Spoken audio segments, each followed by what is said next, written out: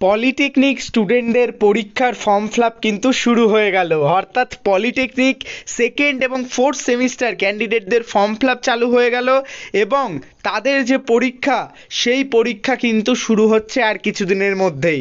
তো ভিউয়ার্স, এইখানে তোমরা দেখতেই পাচ্ছ West Bengal state council of technical এবং ভোকেশনাল এডুকেশনের ওয়েবসাইটে এই গুরুত্বপূর্ণ আপডেট কিন্তু চলে এসেছে অনলাইন এক্সামিনেশনের ফর্ম ফিলআপের জন্য। তোমাদের অনলাইনে যে ফর্ম ফিলআপটা তোমরা করবে সেটা হচ্ছে এক্সটার্নাল থিওরিটিক্যাল এবং সেশনাল এক্সাম তোমাদের চলছে, যেটা ডিপ্লোমা সেকেন্ড এবং ফোর্থ সেমিস্টারের ক্যান্ডিডেটদের জন্য। এই ফর্ম ফিলআপ কিন্তু শুরু হয়ে গেছে, কিন্তু আজকে ফর্ম ফিলআপ শুরু হওয়ার সাথে সাথেই কিন্তু প্রচুর রকম এসএমএস এবং কমেন্টস আমি পেয়েছি এবং অনেকে কিন্তু আমাকে ফোনও করেছে যে ফর্ম ফিলআপে নাকি অনেক প্রবলেম দেখা গেছে। তো আজকের এই ভিডিওতে আমি বিস্তারিত বলবো তোমাদের এই ফর্ম ফিলআপ তোমরা কি করে করবে, আর যদি কোনো রকম টেকনিক্যাল প্রবলেম হয় সেটাকে কি করে সলভ করবে। তো ভিউয়ার্স, আজকের এই ভিডিওটা তোমাদের পলিটেকনিক স্টুডেন্টদের জন্য খুব গুরুত্বপূর্ণ হতে চলেছে। সেকেন্ড এবং ফোর্থ সেমিস্টারের ক্যান্ডিডেটদের ফর্ম ফিলআপ প্রসিডিওর কিন্তু শুরু হয়ে গেছে। তো ভিউয়ার্স, তোমরা আগেই ফর্ম ফিলআপ করেছো, যারা সেকেন্ড সেমিস্টারে রয়েছে তোমরা ফার্স্ট সেমিস্টারে ফর্ম ফিলআপ করেছো, এবং যারা ফোর্থ সেমিস্টারে রয়েছে তারা অলরেডি 3বার ফর্ম ফিলআপ করে নিয়েছো। তো তোমরা ফর্ম ফিলআপ প্রসিডিওর জানো। তো বিষয়ের মেন কথা এবং মেন উদ্দেশ্য এই ভিডিওর হচ্ছে তোমাদের যে ফর্ম ফিলআপ প্রসিডিওরের টেকনিক্যাল প্রবলেম। তো ভিউয়ার্স, তার আগে এখনও যারা চ্যানেলটিকে সাবস্ক্রাইব করোনি, আমি কিন্তু আবারও বলছি চ্যানেলটিকে সাবস্ক্রাইব করে নাও এবং পলিটেকনিক স্টুডেন্টদের সব থেকে বড় কমিউনিটিতে কিন্তু অবশ্যই যোগদান করো। সেখান থেকে কিন্তু তোমরা প্রচুর রকম হেল্প, আপডেট এবং ইনফরমেশান পেয়ে যাবে। পলিটেকনিকের সমস্ত ইনফরমেশান কিন্তু সেখানে থাকে, সব থেকে বড় পলিটেকনিক কমিউনিটিতে। তো ভিউয়ার্স, এই যে ওয়েবসাইট, সেই ওয়েবসাইটে তোমরা এখন দেখতেই পাচ্ছ যে প্রথম ট্যাব এবং এই গুরুত্বপূর্ণ ট্যাবটা তোমাদের কিন্তু থাকছে যে ফর্ম ফিলআপের জন্য আমি আগেই বললাম।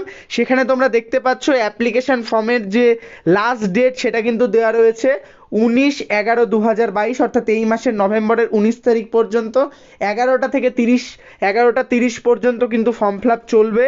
তোমাদের যে 19 তারিখ, এই যে নির্দিষ্টভাবে তোমাদের এই যে পোর্টালে কিন্তু ঢুকতে হবে, তারপরেই কিন্তু তোমাদের এখানে রেজিস্ট্রেশন নাম্বার পুট করতে হবে এবং তারপরেই কিন্তু এন্টার করতে হবে। কিন্তু অনেক সময় এখানে রেজিস্ট্রেশন নাম্বার দেওয়ার পরে অনেক ইনভ্যালিড রেজিস্ট্রেশন কিন্তু দেখাচ্ছে অনেক ক্যান্ডিডেটকে। তো ভিউয়ার্স, ইনভ্যালিড রেজিস্ট্রেশন দেখানোর কারণ কি, বা যাদের ইনভ্যালিড রেজিস্ট্রেশন দেখাচ্ছে তারা কি করবে, সেই নিয়ে কিন্তু আজকে আমি কথা বলবো। দেখো, মূলত এখানে কিছু ছাত্রছাত্রীদের যে ব্যাপারগুলো দেখাচ্ছে, এখানে কিন্তু সার্চ করার পরে কিছু ক্যান্ডিডেটদের দেখাচ্ছে যে your registration number provide either wrong or not eligible for second semester বা fourth semester held in November। তো এরকম কিন্তু একটা বিষয় দেখাচ্ছে, অনেক ক্যান্ডিডেট কিন্তু জানাচ্ছে যে তারা রেগুলার ক্যান্ডিডেট ঠিকঠাক রয়েছে কিন্তু তাদের ফর্ম ফিল আপ হচ্ছে না।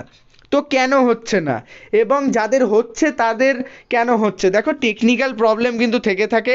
তোমাদের ফর্ম ফিল আপ কিন্তু শুরু হয়েছে, পোর্টাল কিছুক্ষণ হলো ওপেন হয়েছে, অনেক সময় টেকনিক্যাল গ্লিচ থাকে, সেই ক্ষেত্রে কিন্তু পোর্টালটা আপডেট হতে টাইম লাগে।